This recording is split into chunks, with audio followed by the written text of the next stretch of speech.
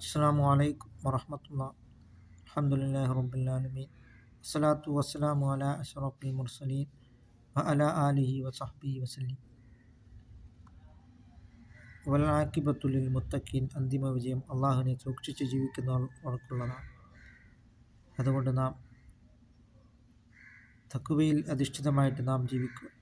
മൻ ഖാല ലാ ഇലാഹ ഇല്ലല്ലാഹു ദഖലൽ ജന്ന. അവസാന വാചകം ലാ ഇലാഹ ഇല്ലല്ലാഹ് ആയിക്കഴിഞ്ഞാൽ അവൻ സ്വർഗത്തിൽ പ്രവേശിച്ചു എന്നാണ്. അതുകൊണ്ട് നാം തഖ്വയോടുകൂടിയുള്ള ഒരു ജീവിതം നാം നയിക്കുക. തഖ്വൽ ഇലാഹി മദാറു കുല്ലി സആദത്തി. അള്ളാഹുവിനെ സൂക്ഷിച്ച് ജീവിക്കുക എന്നുള്ളത് എല്ലാ വിജയത്തിൻ്റെയും അടിസ്ഥാനമാണ് എന്നാണ് മഹാനായ സൈനുദ്ദീൻ മഖ്ദൂം റളിയല്ലാഹു തആല അൻഹു പറഞ്ഞിട്ടുള്ളത്. അതുകൊണ്ട് തഖ്വയിൽ അധിഷ്ഠിതമായിട്ട് നാം ജീവിക്കുവാൻ നാം ശ്രമിക്കുക. അങ്ങനെ നാം അള്ളാഹുവിൻ്റെ പ്രീതിയിലായിട്ട് നാം ജീവിക്കുവാൻ നാം ശ്രമിക്കുക.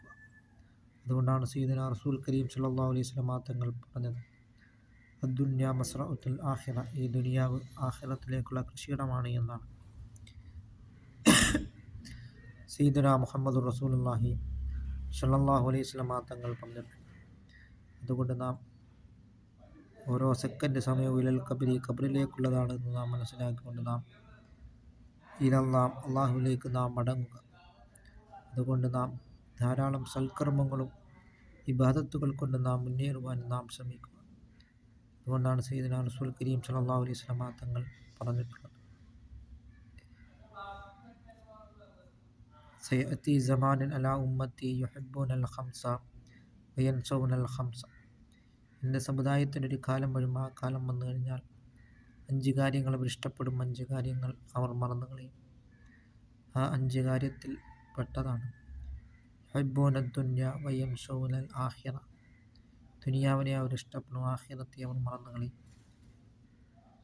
ദുനിയാവിനെ ജീവിക്കാൻ വേണ്ടി അവർ ഇഷ്ടപ്പെടുകയും ചെയ്യും, പരലോകത്തെ മറന്ന് കളയുകയുമാണ് ചെയ്യുന്നത്.